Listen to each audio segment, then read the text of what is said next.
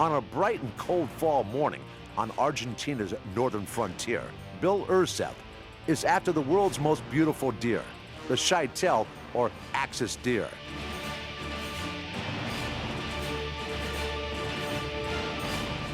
With nearly 28,000 acres of remote lush habitat, some of the biggest axis deer on the planet roam these forests.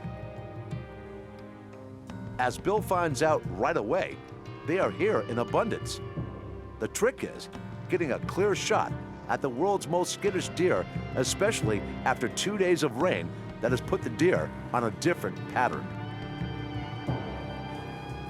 It adds up to a major league challenge in Bill's quest for the one.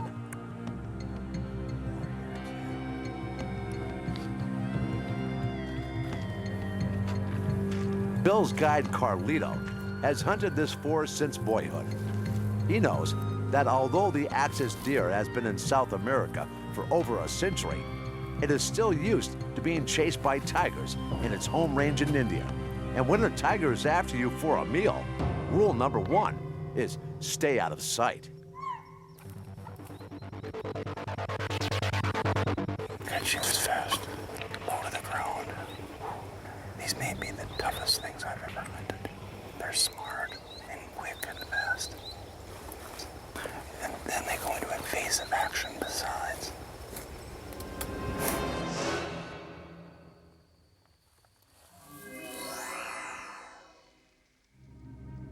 These things are really, really amazing. They jump up and they are gone. You know, a lot of times with whitetails, you end up with a break and then a hesitation, and that hesitation's the chance. In this case, they're gone. You know, for the guys in Texas, it's a lot like hunting Texas brush country. Real thick, short visions of sight. But because there are roads cut through it for the tree plantation, you do have those moments where you've got striking long visuals. These deer have been here now for about 100 years. They came from India. In India, they lived in the jungle. And here, they found the thickest stuff they can to live in. Yeah, if you're born and your main predator is the Bengal tiger, you get pretty smart, and that genetic imprint doesn't go away very quick.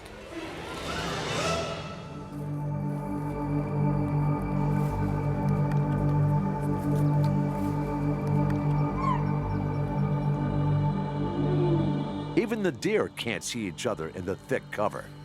So they have developed a series of calls that ratchet up the anticipation for the hunter. I've got two on this side, four on that side, and they're calling back and forth. There it is. It's a female, though. They've been chatting quite a bit.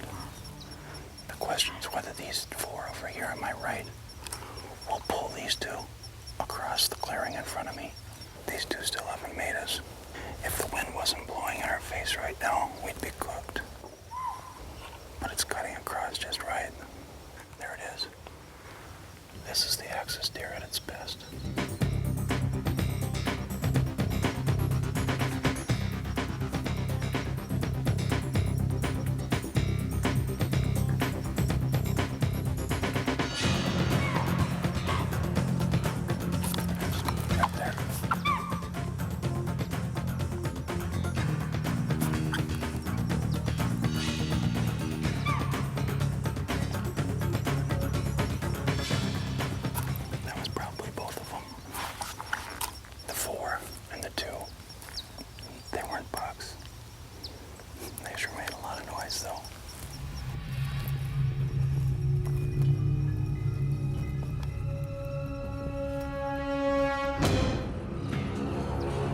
Bill and Carlito have been hunting for 2 days now, and they have not yet seen a meaningful buck, just flashes in the forest, and then they're gone like dreams. There's no way to outwit these wary deer. You just have to wait for an unforced error and put in the miles, covering the ground methodically.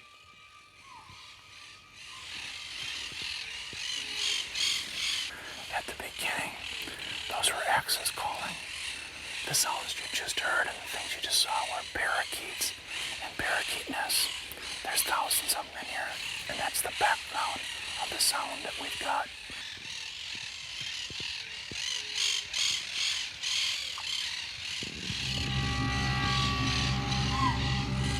A doe and a fawn, they just moved right through. They were a little slower than the rest, but boy, they're still quick. Finally, late on the third afternoon, they think they see one moving out of daytime cover. Yeah, it's there. There, and then gone. In desperation, Bill turns to an old Midwestern whitetail trick, glassing the open areas.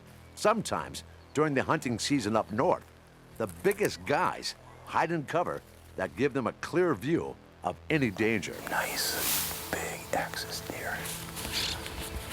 I mean the one, and then it's laying right down that row about 300 yards. Oh, brother.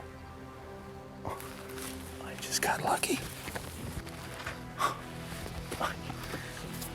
Man, you try everything. Try everything.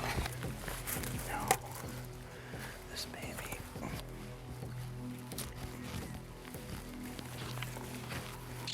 I can't believe it. It's actually laying there. It's laying in a eucalyptus row. Oh. Great. It's a long shot, but doable, especially as the wind dies with the setting sun. Can do their job here. All right.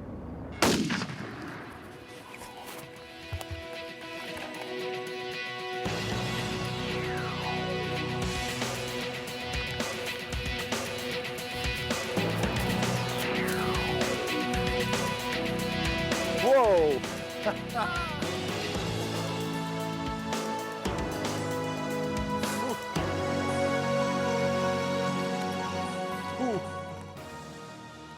Sometimes being a good hunter is not enough. Sometimes you need a little luck. On this day, Bill had it, and this deer became the one. Well, I hope you enjoyed this episode. There were a lot of things involved in axis deer hunting in Argentina. First of all, we tried stand hunting, and that didn't work. Then we tried stalking, and frankly, that didn't work either. We saw some, but never a shot. Ultimately, we went to plain old-fashioned American technique, and that's just glassing rows, just glassing row after row, and hoping to try to catch a big buck laying down, and that's what we finally managed to do. Axis deer are real wily. As I told you, it's the primary food source of the Bengal tiger, and that's a mighty, mighty fine hunter at the top of its own food chain. They've adapted well in Argentina, and they are all through the country. The estate that we were on was established in 1827, and it is a huge estate, about 40,000 acres, primarily game, timber, and cattle. If you're interested in visiting Argentina with us, I'd encourage you to call us.